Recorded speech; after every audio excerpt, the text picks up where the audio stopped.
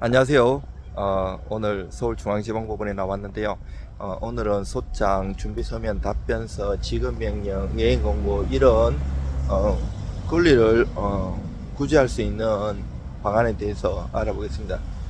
이전에는 뭐 이렇게 무슨 민사든 형사든 뭐 야만 시대에는 주먹 가지고 서로 치고받고 해결해가지고 힘으로 자력구제가 인정되는데, 지금은 형법이든 민사든 자력구제가 인정 안 되니까, 물론 실무에서는 뭐 경찰은 10분 걸리고 주먹은 바로 옆에 있다는 얘기도 있는데, 법으로 해야죠. 법으로 해야지 문제가 없는 거고, 뭐 깡패처럼 똑같이 하면 똑같이 문제가 될 수 있어요. 나중에 문제가 채권 추심 같은 것도 불법 추심을 하면, 개입이 되면 오히려 빠르게 받는 것 같지만 나중에 문제가 생겨갖고 더 민사 형사 크게 물어주는 경우도 많이 있어요. 그래서 강력한 법적 절차에 의해 가지고 국가가 인정한 그 권한의 범위 내에서 해야 돼요.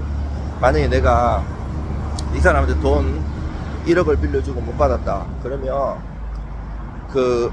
할 수 있는 게 이제 잘 꼬셔가지고 공정을 받아가지고 강제집행을 하는 경우도 있고, 잘 안 해주죠. 그러면 소장을 내고 아니면 지급명령을 내는데, 지급명령은 1억도 할 수 있어요. 금액에 상관없이 할 수 있는데, 인지가 한 10분의 1 들은데, 나중에 이게 지급명령은 상대방한테 도달해야 돼요.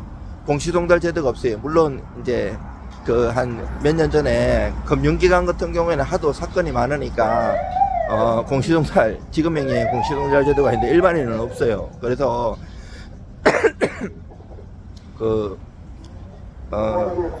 나중에 도달 안 하면 소제기 신청을 해야 돼요. 소송 제기 신청. 안 그러면 안 받아주니까 소제기 신청이 아까면 소송으로 다시 전환되거든요. 아니면 내가 지급명령을 신청을 했어도 채무자가 이의 신청을 하면 2주 내에 이의 신청할 수 있거든요. 이의 신청을 하면 소송으로 전환돼요. 그러면 채권자 원고 측에서는 처음에 인지 10분의 1 냈잖아요. 다시 소송에 해당되는 만큼 다시 추가로 내고 송달료도 내고 싸워야 돼요. 그래서 그런 문제가 있고, 어차피 또 보면 시간을 벌기 위해서 지급명령이 확정되면 그거 자체가 지급명령 정보는 1,000원이면 딸 수 있거든요. 집행문이나 송달증명 확정문 필요 없어요. 왜냐면 그 자체에 집행력이 있고 지급명령 앞에 송달일 확정일을 써줘요. 근데 일반 소송을 제기해갖고 하면 정보는 1,000원이고 집행문 500원 붙이고 송달증명 500원 붙이고 확정증명 500원 이렇게 하고 2,500원 내고 발급해갖고 해야 돼요. 내가 강제집행을 한번 하고 또 할 때는 또 제도부여야 돼. 제도부여는 다시 받는 걸 말하는데 법원 재판장님의 허가를 받아야지 내줘요. 그리고 이제 내가 소장도 되게 많아요. 소명칭 뭐 방금 한 거는 대여금 소송인데, 대여금 소송, 뭐 약정금 소송, 손해배상 소송, 민사, 형사, 가사, 상사 엄청 많아요. 이런 거를 법률 요건 사실에 알맞게끔 이 민법이나 민사선법 보면 이제 입증 책임 있는 곳을 패소한다는 말이 있어요. 이게 무슨 말인가 하면, 내가 입증을 만약에 빌려줬으면 내가 뭐 차용증이나 뭐 증거가 있어야 되잖아요. 이 입증을 못하면 패소하는 거예요. 그래서 요거에 맞게끔 또 조문에, 만약에 내가 이 손해배상, 만약에 민사도 손해배상이 다른 특별법에서도 많아요. 그러면 민사 만약에 750조 불법행위 손해배상이다 그러면 이 고의가실 그리고 손해하고 고의가실 사이의 인과관계, 이런 걸 다 입증해야 되고요. 증거도 한꺼번에 다 넣느냐 아니면 차근차근 조금씩 내다가 나중에 결정적일 때 탁 내든지, 작전이 다 필요해요. 사건마다 다 달라요. 그러니까 많이 소송해보면 감이 있어요. 그렇게 해야 되고요. 그리고 이제 내가 공격을 했어요. 소장을 내면 저쪽에서는 가만히 안 있어요.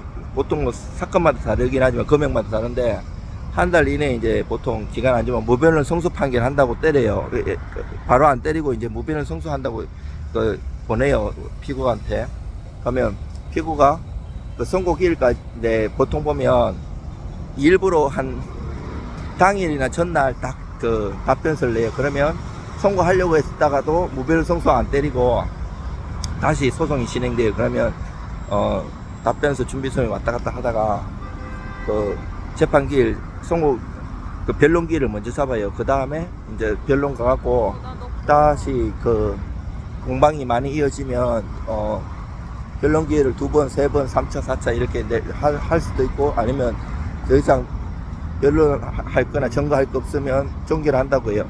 점거는 변론기일 종결까지만 내야 돼요. 그거 끝나면 참조 서면으로 밖에 못 내요. 그래서 그런 거를 잘 하고, 그 이제 마지막 쯤에 가갖고 탁 이제 그 방심할 때 탁 내는 방법부터 해서 여러 가지 소송 기술이 필요해요.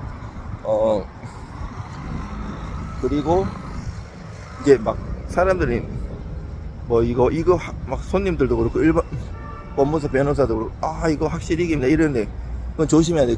그렇지 않아요. 소송해보면 손님이 정확한 자기 유리한 것만 얘기할 수도 있고, 또 소송하다 보면 자기가 몰랐던 것도 있기 때문에 그 손님이요, 불리한 것도 상대방이 막 주장하고 나서기 때문에 거의 100% 이긴다 이런 거는 실무에 없어요. 조심해야 돼요. 거짓말이고, 그렇게 법무사 변호사가 하면 그러는데 사건 맡기시면 안 돼요. 잘 모르거나 아니면 그 사건이 요즘 경기 어려워가지고 없으니까 일부러 그렇게 얘기할 수도 있거든요. 저 같은 경우는 물론 좀 미안한 감도 있는데, 맨날 이렇게 길거리에 이동할 때만 이러는데, 제가 일도 하고 또 공부도 하고 이러니까 좀 이해를 해주세요. 내가 바빠서 그렇고, 또 뭐 텍스트를 준비해 가지고 얘기할 정도면 그 사람한테 일 맡기면 안 돼요. 그 사람은 숙련이 안 된 거고 머릿속에 없기 때문에 잘 모르는 거예요. 저 같은 경우는 하도 많이 했기 때문에 몸에 익어 가지고 그대로 얘기, 조문 같은 거, 판례 같은 거 이런 거 다, 그리고 일을 다 해봤기 때문에 일을 걸어가면서도 충분히 얘기를 할 수 있어요. 죄송합니다. 그리고 내가 소송을 내도 3천만원까지는, 이게 2천만원, 2,500만원 이렇게 계속 이렇게 넣다가 요즘 3천만원까지가 소액이에요.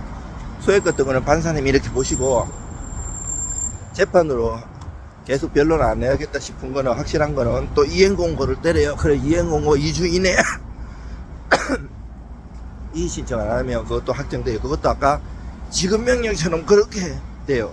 집행문 필요 없고 송달증명, 확정명령이 따로 안 돼도 그 이행공고 결정청문안에 이렇게 도장 찍고 거기 날짜가 있어요. 그게 다 증명이 되는 거예요.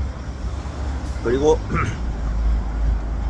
이게 이제 그 외에 뭐 피고를 모를 때가 있잖아요. 그러면 사실조회나 문서송부촉 뭐 문서 제출 명령 많이 하는 방법들이 또 따로 있거든요. 그런 것도 있고, 이제 거기에다가 이제 당사자 표시 정정 이런 것도 있고 여러 가지가 있어요. 그래가지고